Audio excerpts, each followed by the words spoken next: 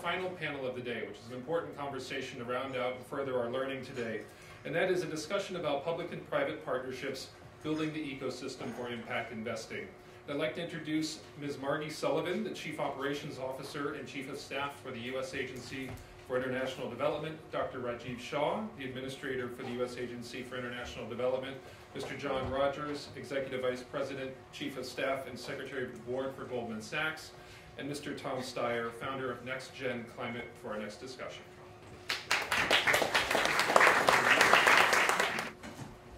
Well, thank you all. We're very pleased to be here. I am the Chief Operating Officer at the Agency for International Development.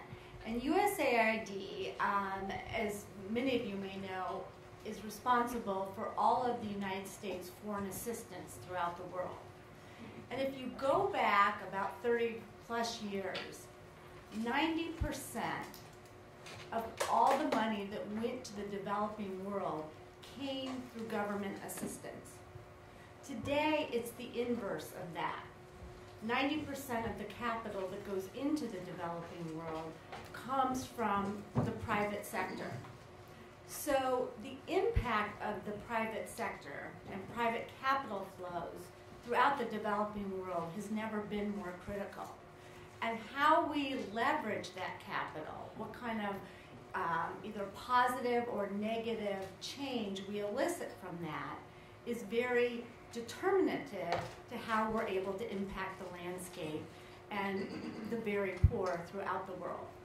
So on today's panel, what I really hope you get from this discussion is a concrete sense of how you impact the world through social impact investing, and how you're able to truly track results and achieve discernible metrics so you know that you're really making a result or not.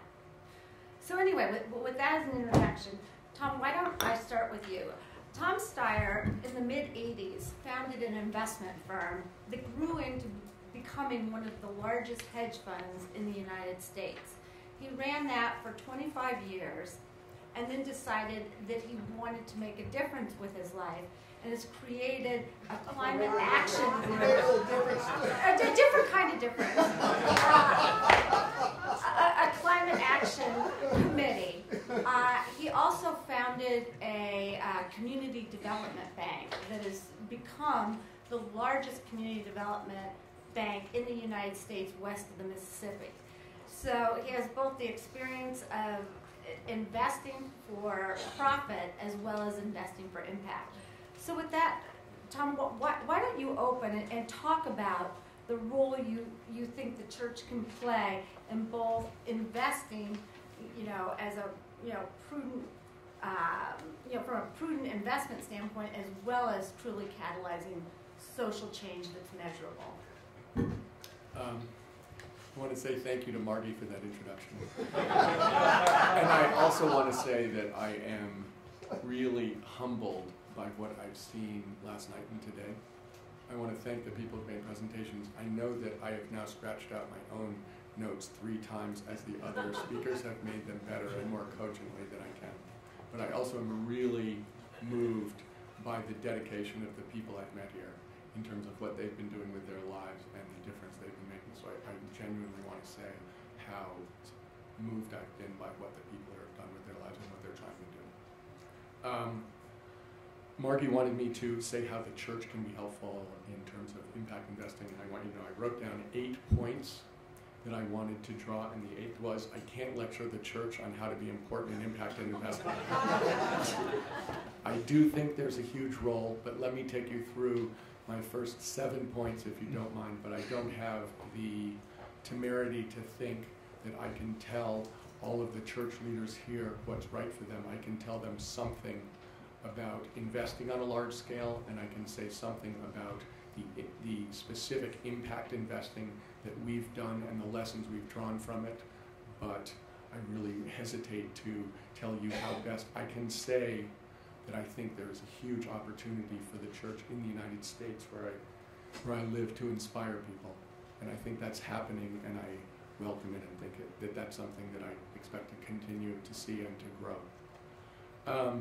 We did start, and Margie was on the board, in, I think it was 2007, a community bank in the poorest part of the city, of the Bay Area. We live in San Francisco, but we started in Oakland, California, because it's the poorest part of the Bay Area.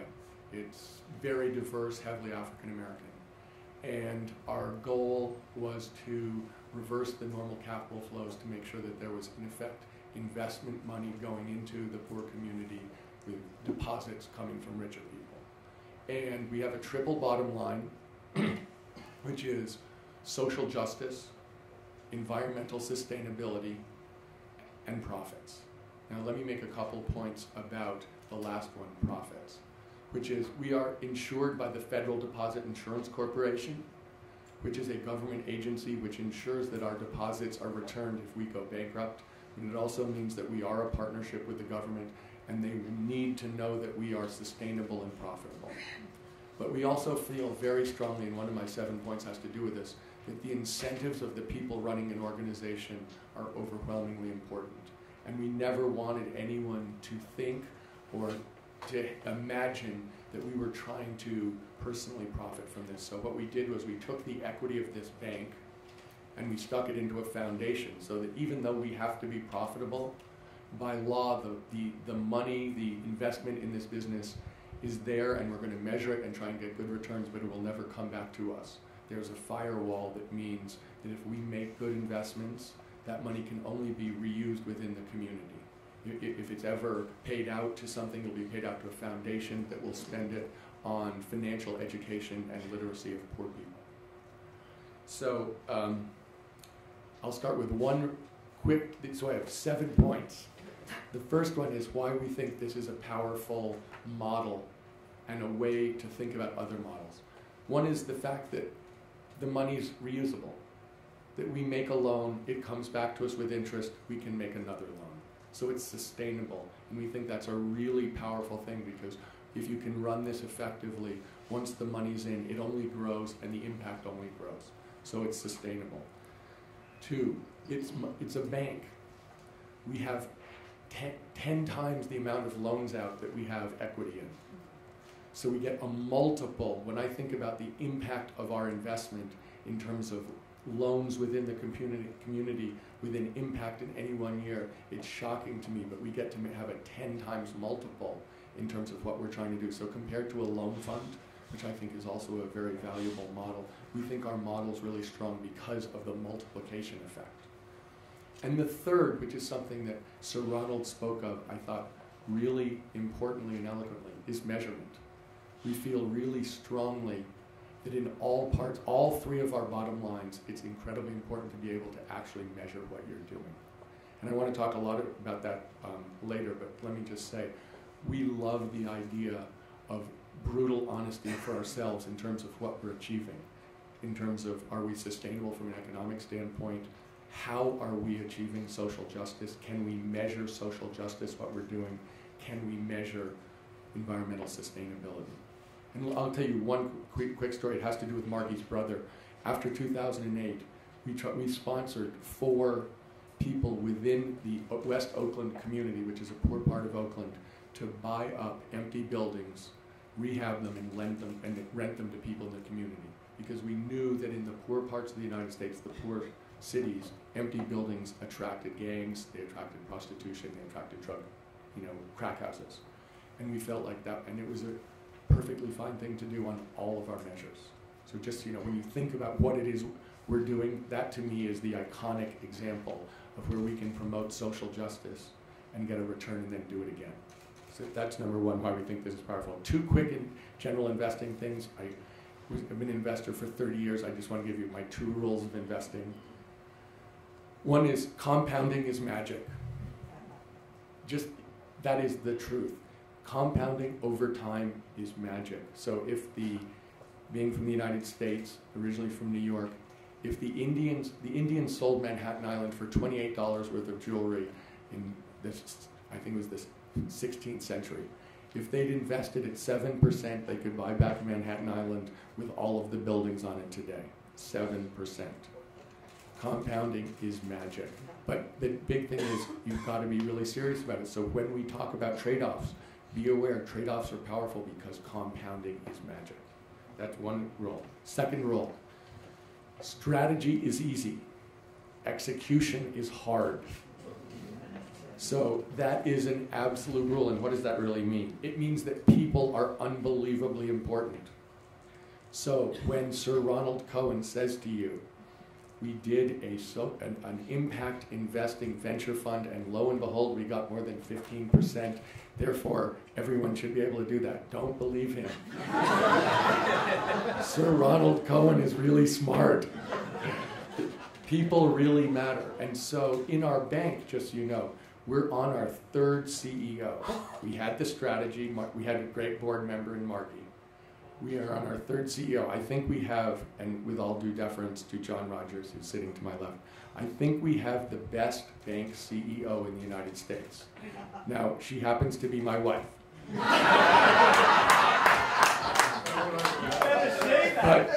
But she's 6,000 miles away and she doesn't know I'm saying this. She really is.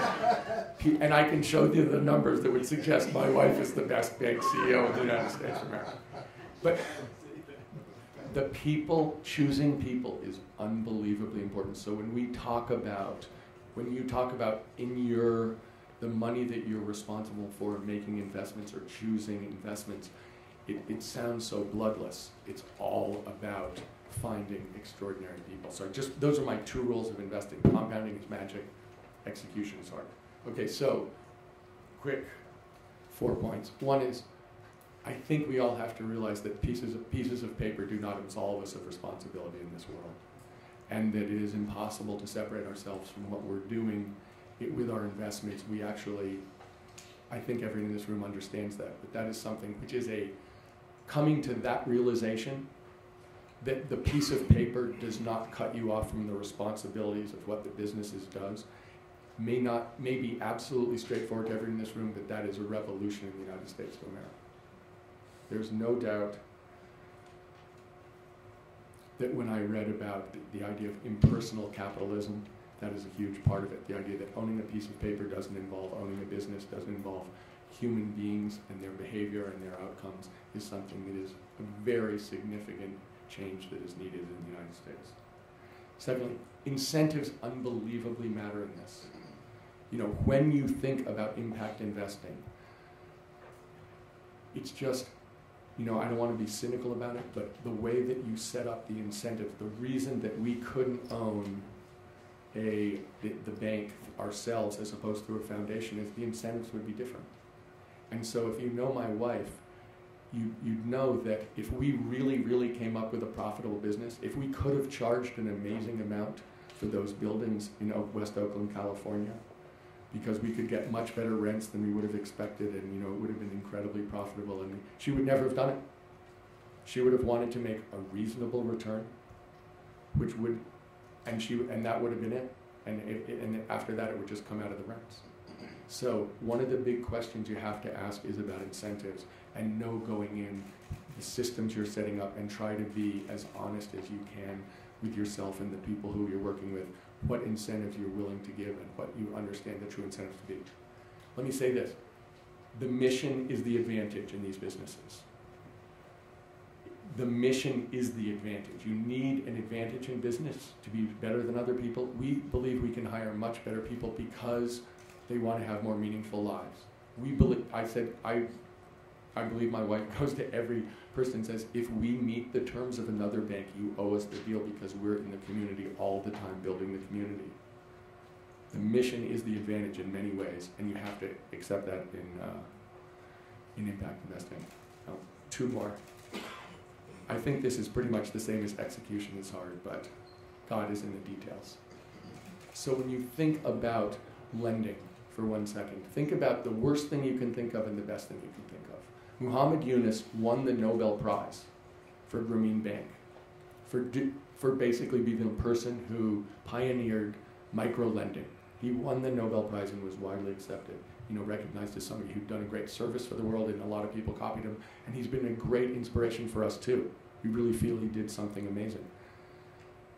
There are people out there in the United States called payday lenders. There are more payday lenders in California than fast food outlets. They charge over 100% per annum. They're serving the equivalent population in the United States of America that Grameen Bank serves in Bangladesh.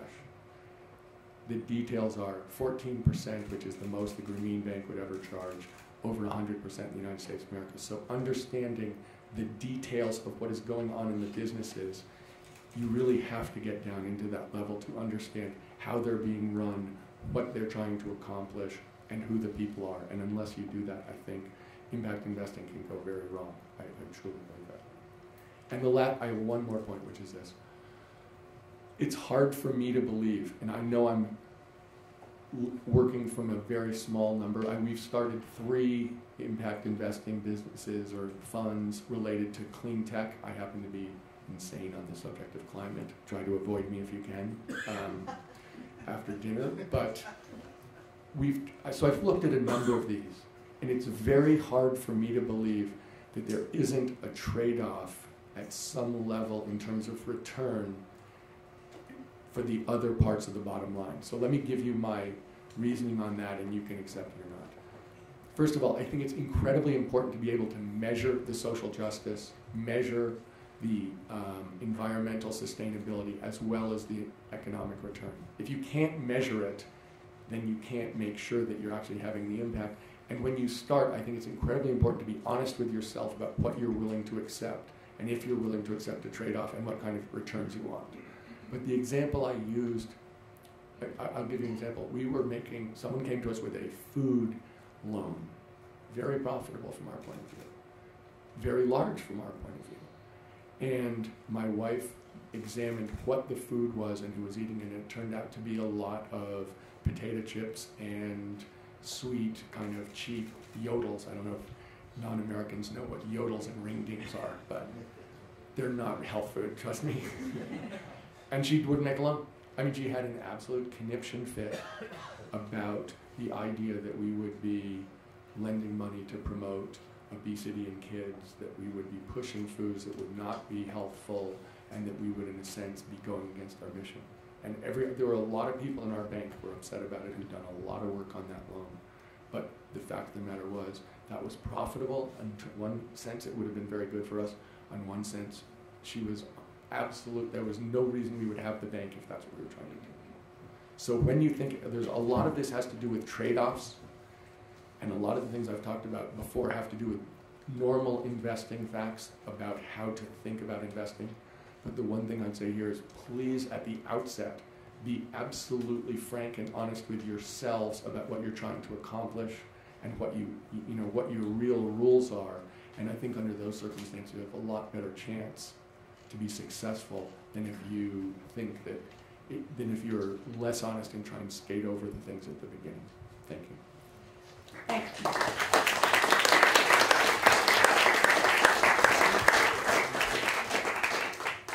Next, let's go to Dr. Rajiv Shah. Raj runs USAID. The agency has a $20 billion annual budget, 80 missions throughout the world, and a staff of over 10,000.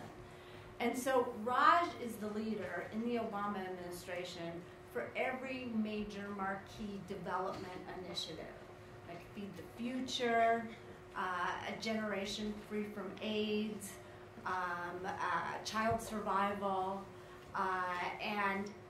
but throughout all these initiatives, his hallmark, his signature effort has been devising ways to work with the private sector in achieving these development outcomes.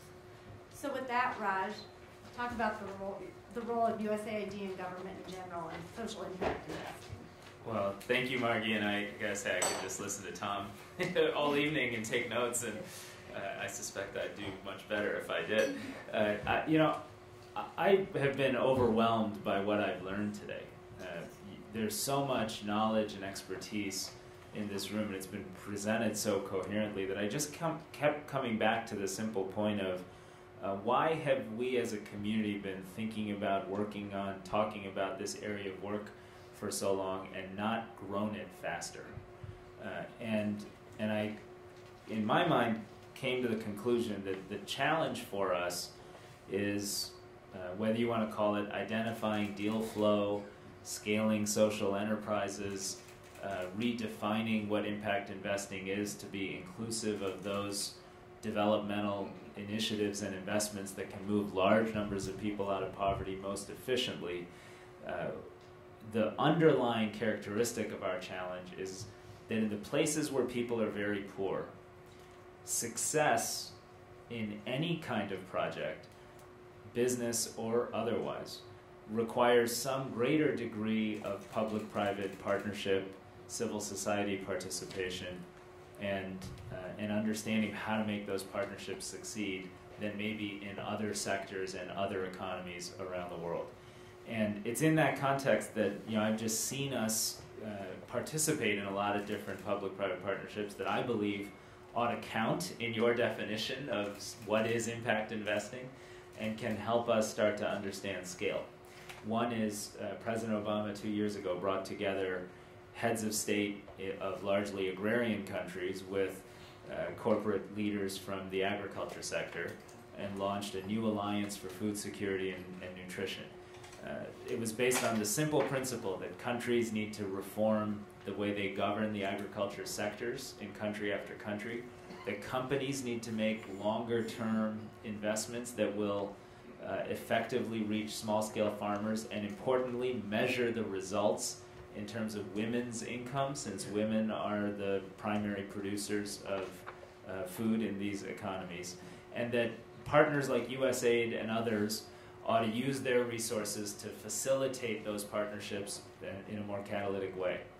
2-3 years later, we have seen more than $7 billion of investment commitments made in 14 agricultural economies. We've seen countries actually live up to reforming their economies, whether it's Ethiopia changing the way it regulates the seed sector, or Tanzania stopping its banning of the export of food, or Myanmar actually opening up its ag sector extraordinarily slowly, but nevertheless on a path that sends some signals to private investors.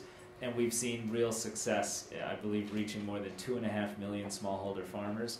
Most are women, with measurable improvements in their income and their food production on farm.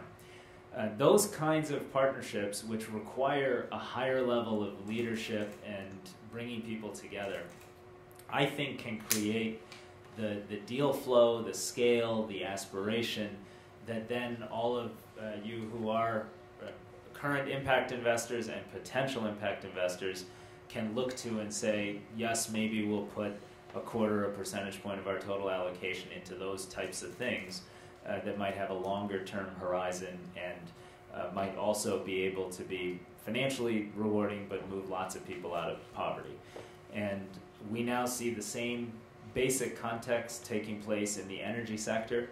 I'd like to argue that there's a whole host of large-scale energy deals that are not currently being pursued aggressively enough that ought to be the subject of your potential investing. I'd like to argue that that the current institutions, the World Bank, the IFC, the institutions like USAID, are sometimes ineffective at really pulling together those large-scale partnerships so that we can do transformational things like we did in the development of our own economy in the United States, in which large-scale hydropower and big investments in agricultural research and extension underpinned a transformation that made us an industrial economy. And I believe the church in particular, and financial institutions that partner with the church, has a convening power and a capacity to think big, to bring us together, and to point us towards big transformational efforts that can represent these triple bottom line objectives and can successfully convince a greater number of partners to hold hands and take them on together. So, that was a reaction to today, but we're very enthusiastic about what we've heard. Thanks, Raj. Next, let's go to John Rogers. As many of you know, John is the secretary of the board of Goldman Sachs. He has served with John's the last 4 or 5 CEOs of Goldman. Prior to that, he had a series of high-level positions in the Reagan and Bush administrations. So John has a very unique perspective of having served at the highest levels on Wall Street as well as in the U.S. government. John, talk about the corporate models that you've seen from your vantage point at Goldman, and which corporate models you think have been most impactful. Yeah, I think that, well, first let me say how delighted I am here to be with all of you and to experience such a special moment this morning with that audience with the Pope. That was pretty spectacular for me. And to be able to be chauffeured by His Eminence in and out and all around the beehive of the Vatican, I won't forget that as well. So I appreciate that very much, sir. Our organization has gone through a transformation that began really in the early, about 2004. And it really goes to the changes that were described by Sir Ronald, of going from the active giving and only our philanthropic activities focused on the active giving to a focus on outcomes. So the first thing that occurred is that we were given an assignment by Her Majesty's Treasury to look at the creation of a facility to meet the shortfall and meeting the Millennium Development Challenge. And that facility was the International Financing Facility, which was later applied to immunization. And one of my colleagues, Chris Warburton, he worked on this effort. We submitted it, and then subsequently we created a bond in which we were able to securitize an off-balance sheet flow of development aid that could be then applied to immunization, and therefore front-loading a very creative approach to it. And in fact, Your Eminence, the Vatican was the first to purchase that bond. 000001 was bought here by the Vatican. Now that transformation started to change things with every form of our organization. So beginning with our foundation, of which I'm also, in addition to my corporate responsibilities, I chair as well. We changed the foundation from a traditional giving in which we would go above the 5% requirement, averaged about 11%, and basically was what I call living under the tyranny of grant making. And instead we transformed it into looking at programs in which we could operate, if you will, as the general manager. They were following an architecture that looked at leadership, that looked at innovation, that looked at measurement, and that looked at partnership. So we created our first, after we repurposed it, changed the entire composition, paid off all the legacy grants, and therefore said we will only be about 2 programs. The first, 10,000 women, in which we began a program to provide a business education to women entrepreneurs around the world. Now, why did we do this? Because we found ourselves in a position that we had to answer a question. And that question was, what do you do, Goldman Sachs, about inequality that exists in globalization that occurs in the world? Well, we could spend an hour describing exactly what we do in terms of the capital markets and through the allocation of capital, the creation of opportunities, creation of jobs. But always at the end of that conversation, what else do you do? We found that 10,000 women was our answer to that, because we found in our own research that GDP growth in countries attributed to women entrepreneurs was significant. It was standing right in front of us, and therefore we pursued that program. This year we'll graduate the 10,000th woman of that program. We put $100 million aside in the foundation and said your sole purpose is to execute that program.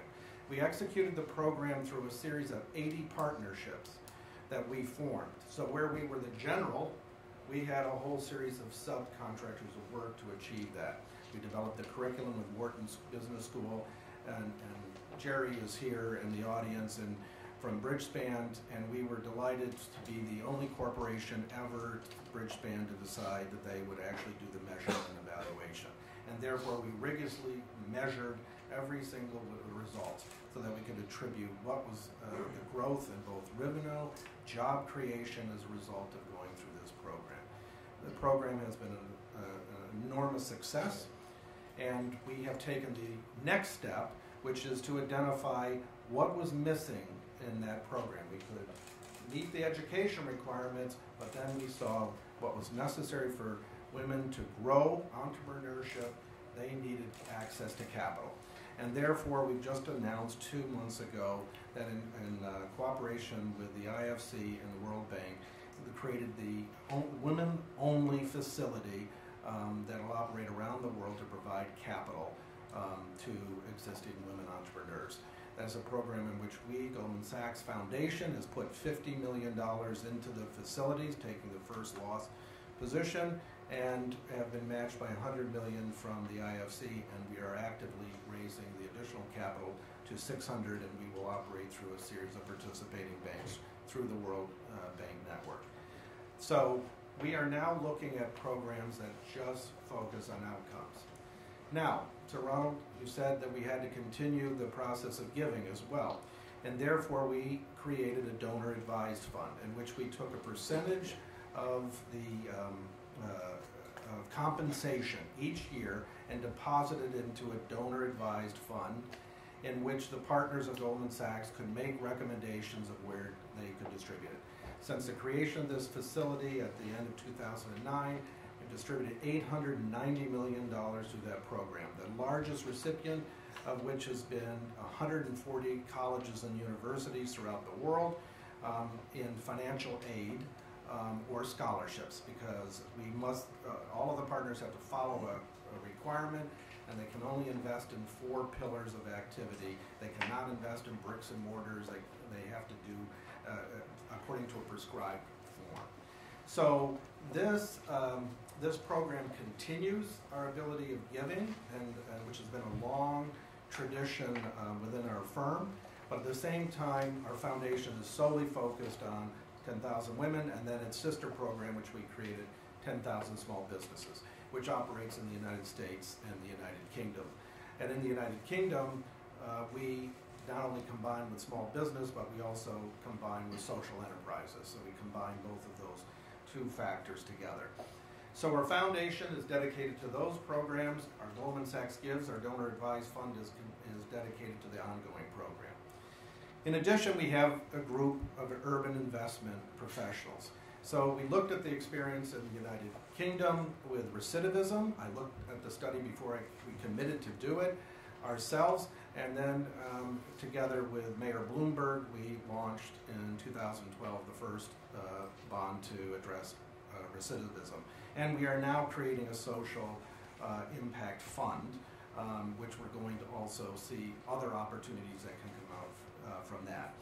We've taken our urban investment group and we put it inside of our bank so that we can, since we became a bank and we are now have the requirements of the Community Reinvestment Act, we want to look at what new approaches can be applied there, and we're taking these investment professionals and we're putting them into that unit to drive that. So our experience across this broad platform has led us to believe strongly in the message that has been delivered here earlier, which is to focus on outcomes and to do so in ways in which we are rigorous in our measurement, because we wouldn't be Goldman Sachs if we didn't quantitatively measure the results. And in addition, how can we build out partnerships that are able to then extend the reach of our own programs. So those, to me, are much more effective programs in today than what I would call the traditional giving. I find that in a lot of foundations that exist, there is what I call the tyranny of grant making, which is not to think about anything else except for the process itself, not the outcome. And so what we have done, and the professionals that are associated with these enterprises, to constantly hold ourselves accountable towards the outcomes, the measurement of those results. So I think that's what I would say we're doing. Thank you, John. Following up on how John was talking about the importance of measuring outcomes and defining metrics. Tom, talk a little bit about, whether it's at the bank or whether it's in your other social impact investments, how you really determine that you have established a clear metric and are confident there's real results. If there's one area where I think impact investing around the world has been prevalent, it actually, I think, is in financial services. I think because of the Grameen Bank and because so many people have wanted to do micro-lending and then adapt that model, and because of the advantages to that model, including the magnification of the impact, that's a very prevalent model for impact investing, which makes the following statement somewhat surprising, which is, I think the metrics on the non-financial impact are very crude. We have, so for instance, when we do it, the first way that we measure impact is simply by measuring the kind of loan that is made. So for instance, we have depending on how you measure it, and we use a couple of different measures, between 75 and 82% of our loans are what we consider mission loans. The other 25 to 18% are things that are neutral. We make loans where we don't feel as if we're having a positive impact, but there's nothing that they're normal loans for a bank, is how I put it. But having said that, that seems to me, and that is the state of the art, honestly, in terms of the United States measuring impact in a financial institution along the lines of, I can give you the different areas. Well, anyway, let me just say, we have had to invent our own metrics. Because when you're asking yourself, if we're making a loan to Margie's brother so that he can rehab a building and rent it out, the question is, how many people are we putting, people don't normally then measure who is kept off the street. People don't then measure what it does for the community, and we've had to develop our own metrics. Because it's that's why I was it's very easy. We can get very simple metrics, but to get real impact into the community on either social justice basis or environmental sustainability is hard. So that has been a challenge. It's something that we've had to do on our own, and it's something where when we look at other impact investing, we find those metrics to be pretty rudimentary. And if you really want to feel as if your investment is having big impact, measuring it in a sophisticated way so that you can say exactly what you're achieving, so that you can then push yourself to achieve more or understand where you're falling down, is something that seems to me to be critical, and that's how we viewed it. Thanks, Tom. Raj, John also talked about the tyranny of grant making. And one of the things that you've really done in running USAID is you've moved the agency away from traditional grant making and traditional contracting and come up with these much more innovative partnerships with a whole array of partners. Talk a little bit about that, and if you'd also touch on the importance of the metrics and at USAID how you think of measuring results. Well, I think we've also had to move away from the tyranny of getting the money out the door. And we did that by focusing on some new tools and programs that would help our officers be less focused on getting grants done and more focused on building the kinds of partnerships that can achieve sector-specific goals. One example is we created a development innovation venture fund so that we had a vehicle for new sourcing of projects and for supporting the kinds of social entrepreneurs that Dr. Santos spoke about this morning. It's been extraordinarily effective. I wish it were larger, but it's been extraordinarily effective, and what we find is even people who don't win the grant competitions keep coming to the events because they're joining a community of practice where they can meet and learn from other social entrepreneurs.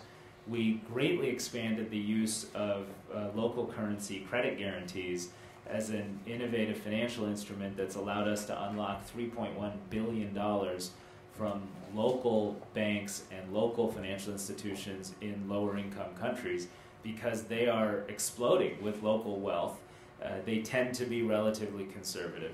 And for every dollar we end up paying out in a failed, in a call on the guarantee, we're unlocking $28 for small and medium enterprises in those countries and in those communities. That's how you get scale of finance to smaller scale, often women-led enterprises. And then we've engaged in the types of partnerships that allow us to really get the governments engaged at a very high level. Because to do 20, 30 agricultural projects in Tanzania that are all public-private, that have a high degree of private sector investment and leverage, it just wasn't going to happen unless Tanzania changed its policy framework. And that wasn't going to happen unless President Kikwete made it an absolute priority, and then we stuck with him as he did everything from replace certain officials in different parts of different ministries to actually see through the commitments that were made. And I believe that that requires the sort of top-level diplomatic and professional engagement with heads of state and others. But once you see that work, then it's amazing to me how quickly you can unlock opportunity. Last summer, President Obama was in Africa. He announced the Power Africa initiative, of which Ghana and other countries are participants. Once the heads of state of those countries kind of got access to specific transactions advisors in their offices that could move on projects and started alleviating the paperwork and corruption bottlenecks that slow these things down, we set a 10,000 megawatt generation goal. We've already identified 8,800 megawatts of the 10,000, and we've already achieved financial closure on 2,700 megawatts, including an almost 1,000 megawatt geothermal project in Ethiopia that has been sitting around for a long time. Folks thought could never happen, and is now they're breaking ground. You can move quickly, as many of you know, if you get that kind of leadership. On the measurement side, I want to maybe tell the opposite story of what Tom just did about it. I think it is possible to be extraordinarily rigorous in measuring results in this on the social sector elements. In health is our biggest area of investment. The United States government spends $8 billion a year in global health. And the most important investment we make is something called the Demographic and Health Survey, which has for decades, and it's getting better every year, actually does household level surveys so we can tell you how many kids are dying in country after country and what the rate of infant mortality is, and then what the percentage coverage rates are for everything from immunization coverage, as John mentioned, to malaria bed neck coverage, to girls in school, the things we know are closely associated with bringing down under 5 child mortality. Similarly, in education, when we started, one of the first things Margie and I did was said we got 40 million additional kids in school over the last decade, but no one's measuring learning outcomes. So we created tests, the early grade reading assessment. Now countries like Malawi and Nepal have their first ever second or third grade level assessment of student performance. And the early results were we got all those extra kids in school, and guess what happened to learning attainment? It went down, not up. So we in the global community had to refocus on driving those outcomes. You can do that in water. We're doing that in agriculture, where we can tell you of the 7 million farm households we reached last fiscal year, we can actually tell you not only household level income impacts of being part of our Feed the Future program, but the percentage of that income that went to women, which, as you know, is far more important for driving poverty reduction than impacts going to men. And I think our capacity to measure and predict is only getting better and better as we use people with mobile phones that can send in data, or other satellite-based imagery on crop yields and things like that. So I think for a small percentage of what this whole sector costs, we can be world-class in measuring the social impacts. So actually, I think that what Raj just said is exactly what I was saying. You came up with the measurement that showed you had to change your program to get the outcome you wanted. Yeah. And if you hadn't had the measurement, you would have had a much simpler measurement that actually led you to the wrong conclusion. But you came up with a better one. I think that's huge. Okay, I'm getting the signal that we're just about out of time. So John, I'm going to give you the last word. And why don't, in your closing comments, bring it back to the church. You were telling me earlier that you think there's a very powerful role for the church to play in its convening capacity and its influence with corporations worldwide. Do you want to talk a little bit about that? Yeah, I would come back to our message from His Holiness this morning, which is looking at timely and realistic strategies. Now, I am not in a position to advise any of you and your organizations of what to do given your missions, given your responsibility to care for your community and to manage your finances to that regard. But I would say you have to look beyond just what's within your purview. You have to look, if you look at that earlier on Dr. Sando's model, you have to look at the corporate sector. It's a bigger and growing sector. Government, I can tell you, despite all the enormous effectiveness that comes out of a repositioning of AID, governments are not going to be in a position to do this. They're incapable of doing it, and even if they have resources, they're governed by two competing principles: the efficiency doctrine and the fairness doctrine. They run in conflict with each other, and we know the foundation community alone cannot do it.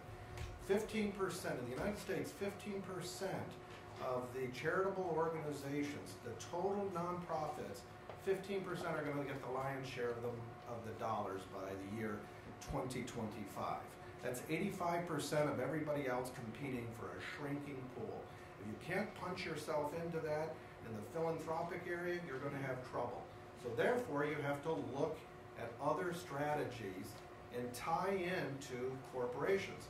Now, Seamus Finn does an enormous job of reminding people constantly about their ethical obligations. And he goes on this soul journey, annual meeting to annual meeting with the interfaith group.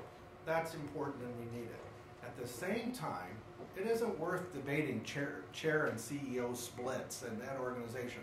What's better is to get the organization to use its creative forces, matched up and teamed up to meet challenges and to meet these new obligations.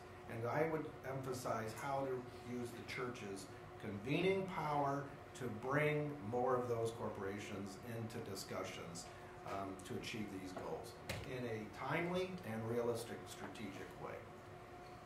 Well, thank you to the panel, and thank you to all of you for listening.